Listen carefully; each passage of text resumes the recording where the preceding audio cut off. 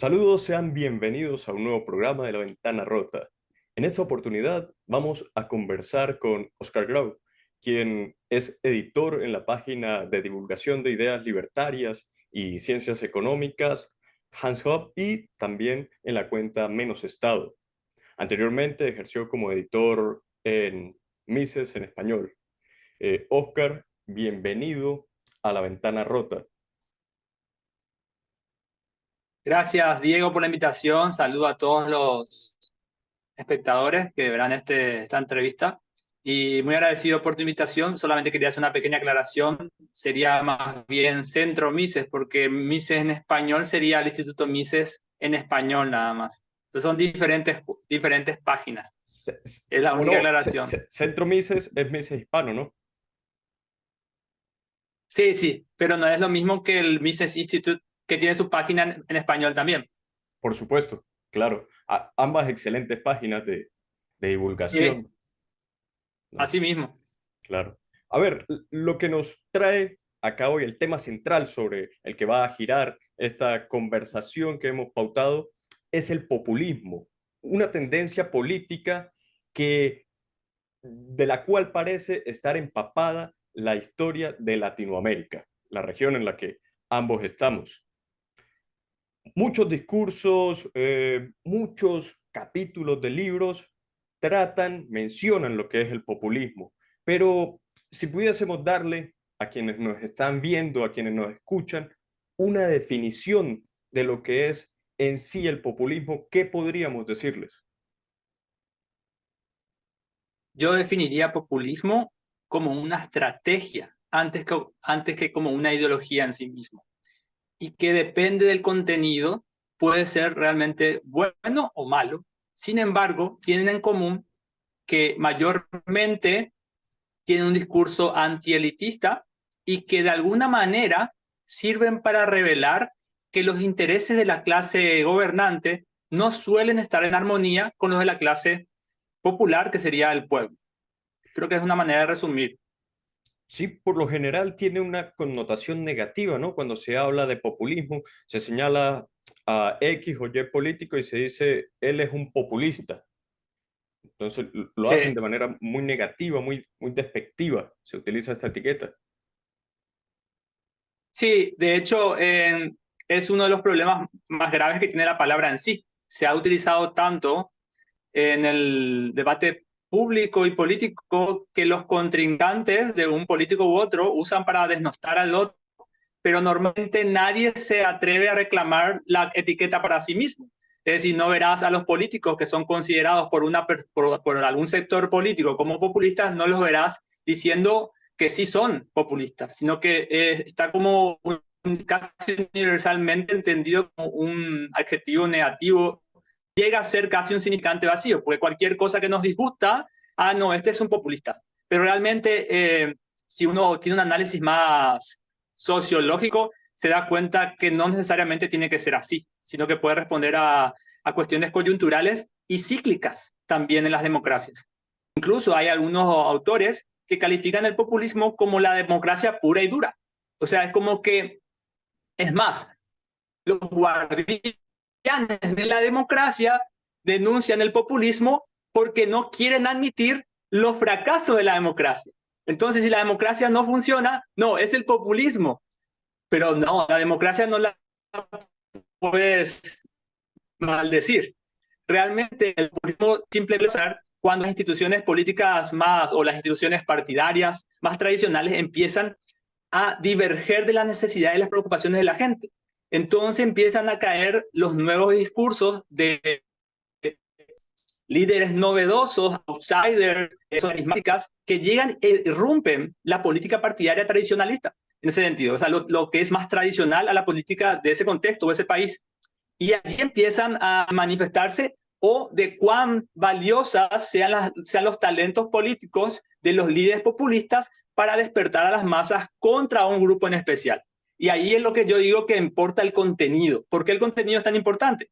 Porque puede haber un contenido que tenga que ver, por lo menos desde la visión a favor de la idea de la libertad, un contenido que sea antiestatista, un contenido desregulatorio a favor de los derechos de las personas y puede haber un contenido que sea estatista, a favor de la redistribución de la riqueza, a favor del crecimiento exponencial y sistemático del poder estatal. Entonces, al final del día, el populismo, al menos si uno va a tratar el asunto de manera más objetiva posible, no tiene por qué ser necesariamente bueno ni malo. Sin embargo, tanto se ha mal usado la palabra que hoy en día ha perdido casi todo su valor. Es lo que yo también creo. Exactamente.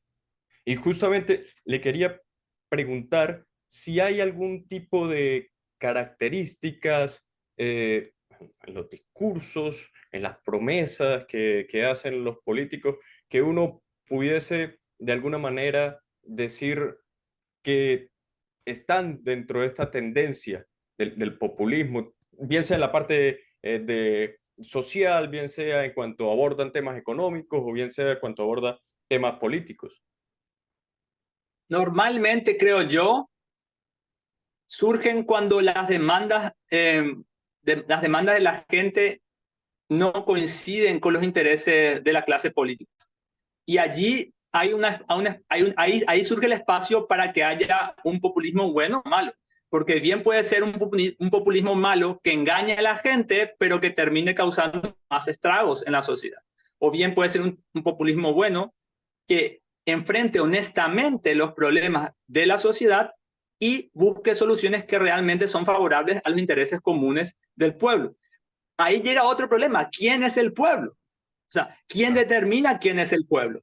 Entonces, la visión colectivista será evidentemente la visión del relato, es decir, buscar en el relato de lo que sucede alguna razón de estilo romántico para decir, este es el camino que debamos seguir. Y después está sería otra razón, otra visión, sería la visión individualista, es decir, ver si los problemas del pueblo tienen que ver con la transgresión de los derechos individuales. Y yo creo que esa sería la diferencia entre uno bueno o malo.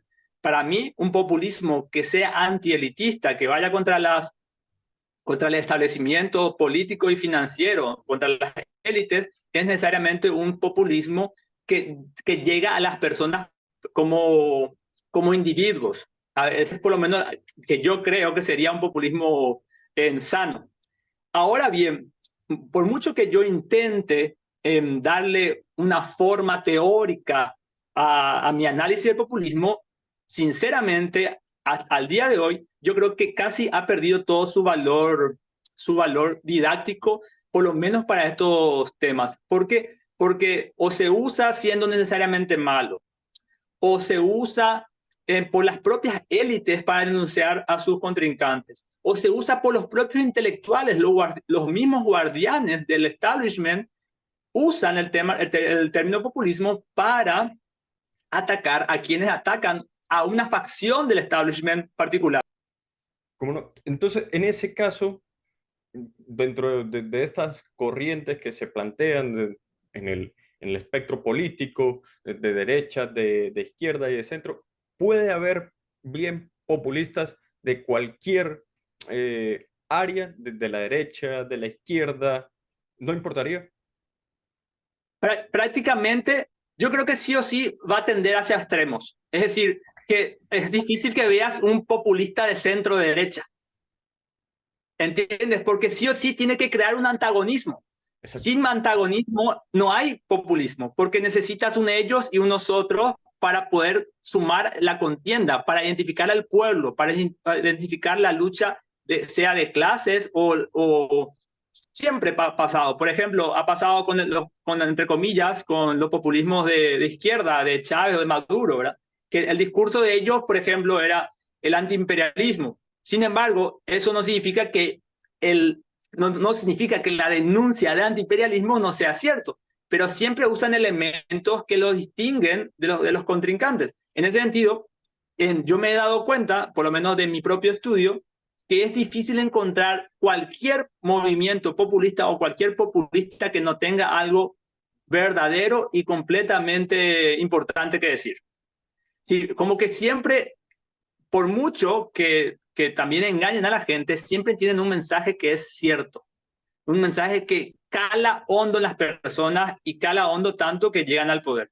Otro tema es cómo terminan, cómo se desenvuelven, o sea, cómo prosiguen. Exacto. Ese es un punto importante que llama la atención, el crear primero que nada, un antagonista, alguien a quien enfrentar, bien sea interno o externo, un enemigo. Por otra parte, lo que también usted menciona respecto a que pueden usar verdades, pero manipuladas para presentárselas a las personas hasta cierto punto, sí. Y por otra parte, creo también que se asocia mucho con lo que son las promesas difíciles de cumplir o inviables, bien sea de un extremo o del otro, ¿sí? Se me ocurre, por ejemplo, la igualdad absoluta, por un lado, que se propone, puede ser, y por el otro, se le puede ser ejemplo acabar con toda la estructura de un golpe del Estado, todos los regulaciones y todo, de un solo golpe. Pienso yo que podrían ser eh, en estos dos polos mensajes que la gente podría gustarle, podría comprar, pero hasta qué punto realmente resulta viable, ¿no? Podría ser otra característica dentro del populismo. Sí, lo que pasa es que se le acostumbra a la gente a pensar que las soluciones tienen que ser políticas. Y es justamente de lo que se alimenta no solamente los movimientos populistas, sino que la propia política. Lo que pasa es que la política en sí misma necesita de esa discusión, porque si yo estoy en un sistema de votos, yo necesito, y quiero gobernar, yo necesito comprar esos votos, convencer, mejor dicho, ¿verdad? Que se entienda. Y para convencer hay que apelar a los sentimientos de la gente, ¿verdad? Y estos sentimientos pueden ser tan racionales como irracionales de pensar que se puede acabar con el problema de la escasez, por ejemplo. O sea, entonces, depende mucho, lastimosamente, de las voluntades políticas y de la opinión pública. O sea, si la opinión pública está acostumbrada a este ida y vuelta político, la sociedad se encuentra muy politizada y una sociedad que está demasiado politizada es presa de más engaños sistemáticos. O sea, la única receta que yo veo para contrarrestar los populismos tanto de derecha o de izquierda es un populismo que yo llamaría un populismo libertario, que es lo más parecido a lo que ha hecho Milei en Argentina, que sí yo considero sano. No significa que no pueda haber errores, pero la dirección del discurso es diferente a los populismos de derecha o izquierda, porque la dirección del discurso del libertario es hacia el individuo, es decir, hacia los derechos de las personas, no es en contra de los derechos de unas personas a costa de otras. En todo caso, es en contra del establishment político. Por mucho que esto después, a la larga, no se dé tanto. O sea, no creo que mi ley acabe con el Estado, no creo que mi ley realmente luche contra la casta política más allá de las reformas que él quiera hacer. O sea, eh, es una cuestión medianamente gris, pero la dirección del discurso y del movimiento se caracteriza de una manera diametralmente opuesta al populismo de derecha o de izquierda, porque el enemigo sí se identifica con el Estado. Y en los populismos de derecha o de izquierda, el enemigo siempre está en el lado de la izquierda o en el lado de la derecha. Por ejemplo, entonces es como que es un juego más común que se encuentre, se identifiquen distintos pueblos, distintos contrincantes, pero sin salirse del discurso aceptado del establishment, por decirlo de una manera. Exactamente. Y ya para terminar, ¿cree que los sistemas democráticos conllevan a que justamente de alguna manera impere o sea necesario adoptar esta tendencia política del populismo? O sea, a ver, me imagino un poco el caso de Argentina, ¿no? Ahora con Milei. Milei ha logrado llegar a la presidencia, avanzar con ciertas medidas y de tener éxito, supongo que las personas irá creciendo su popularidad, pero a su vez los políticos se irán dando cuenta de que justamente ese mensaje y esas recetas, aunque durante toda su trayectoria no las hayan adoptado, es lo que la gente va a pedir. Entonces van a empezar a cambiar de tendencia, ¿no? Y de discurso. Y creo que pasó un poco aquí mismo en Latinoamérica durante la década del 90, donde vimos políticos que ya habían sido muchos de ellos incluso presidentes de naciones, ser los mismos que revertían las políticas que habían llevado a la década perdida, a la llamada década perdida de Latinoamérica, pero que cambiaron porque quizás cambió la tendencia dentro de la gente. Yo creo que hay momentos históricos que se van a dar necesariamente porque hubo un avance general en toda Latinoamérica, y bueno, esto pasa alrededor del mundo también. Hubo un avance de las instituciones políticas sobre la vida social que no se ha frenado nunca. Entonces, necesariamente va a haber un momento, y va a pasar tanto, creo yo, y ha pasado en Argentina, de hecho, que las tendencias serán necesariamente más direccionadas contra el Estado. Porque si algo sucede siempre en la mayoría de las democracias es que el Estado no deja de crecer y arrogarse nuevas funciones. Entonces, ideológicamente, porque las necesidades humanas son constantes y el deseo de la libertad por las personas tarde o temprano florece, va a haber momentos populistas, antiestatistas en la mayoría de los países, cuanto más estos países sigan avanzando en las políticas estatistas. Es decir, porque justamente como el Estado se basa en la destrucción de la riqueza o en la mala asignación de los recursos cada vez se apretan más y la gente cada vez va a notar más la necesidad de tener por ejemplo, políticos que quieran reducir el Estado, que quieran enfrentarse a la casta política, que quieran, bueno, que se preocupen realmente por cuestiones de la libertad. Y yo creo que eso va a pasar naturalmente en la mayoría de los países, siempre y cuando no puedan detener ese avance. Sin embargo, y ahora hablando contigo, me doy cuenta en por qué yo creo que, por mucho que o sea, me haya interesado estudiar sobre el tema y hablar y exponerlo acá, no creo conveniente que el uso de la palabra populista sea la más adecuada, porque precisamente si uno se pone a pensar en todos los parámetros de los que estamos hablando, si uno se pone a pensar en todo lo que hemos dicho usando el vocablo, te das cuenta que realmente se trata de la misma dinámica de la democracia. Es decir, que la democracia en sí misma nunca va a poder librarse del fenómeno populista. Exactamente. Entonces es como hablar de lo mismo, ¿verdad? Es el fenómeno democrático, todavía sería más amplio y abarcante. Exactamente. O sea, lo que pasa es que conversándolo justamente se me viene a la mente como ejemplo aquí en Venezuela Carlos Andrés Pérez, que fue un presidente que existió en la década del 70 y que llevó a cabo la estatización de la industria petrolera y del hierro. E hizo crecer de manera considerable el Estado venezolano. Ese sistema colapsó y hubo graves problemas económicos. Luego comienza, obviamente, cuando viene la crisis, comienzan a haber discusiones dentro de las universidades, dentro de diferentes gremios, de diferentes organizaciones, de que se tenían que revertir esas políticas.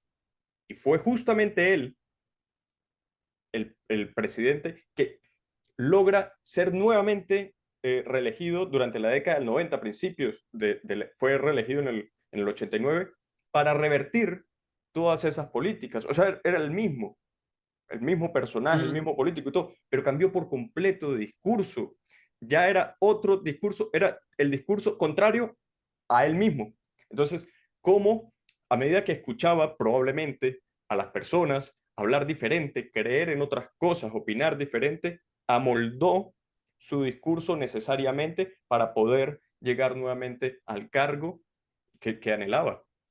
Y tiene que ver con la demanda de la gente, ¿verdad? Si la gente está demandando más libertad o si la gente está demandando más socialismo, normalmente va a surgir la oferta política para eso, porque los políticos, justamente por lo menos que yo creo, uno de los talentos políticos más importantes es la demagogia. Entonces, intentar, puede ser, a veces puede ser un talento de decir, bueno, yo voy a suplir esa demanda de ideas correctas, pero puede ser que en el fondo yo no las haga por convicción, sino que la hago por el propio interés de que yo voy a estar en el poder mientras hago eso. ¿Entiendes? Porque incluso para hacer algo bueno, uno puede sospechar de los políticos, porque si la demanda de la gente es esa, ellos se pueden aprovechar de esa demanda. Así que en ese sentido es bastante siniestro si te pones a pensar, porque puede haber lapsos históricos en un país en donde las políticas hayan sido más favorables a lo que yo defiendo, los derechos de las personas y la libertad, pero puede darse el caso que lo hagan por motivos como por motivos del poder que están fuera de nuestro alcance, es decir, que ellos pretenden de alguna manera que su partido, por ejemplo, se impregne más y luego con el tiempo poder tener los contratos que quieran, poder hacer las políticas que quieran, cuando la demanda de la gente se haya apaciguado, es decir, cuando el control de la gente o el furor se haya apaciguado. Por supuesto, como no. Coincido totalmente con esa postura. Oscar, le agradezco mucho su tiempo y las opiniones que nos ha dado hoy aquí en el programa La Ventana Rota acerca de este tema, el populismo. Muchísimas gracias, Diego, y bueno, a las órdenes cualquier cosa aquí. Un placer. Igualmente, como no. A ustedes que nos están viendo o que nos están escuchando, recuerden seguirnos en las redes sociales, suscribirse a nuestro canal en YouTube y activar las notificaciones. Será hasta un próximo programa aquí en La Ventana Rota.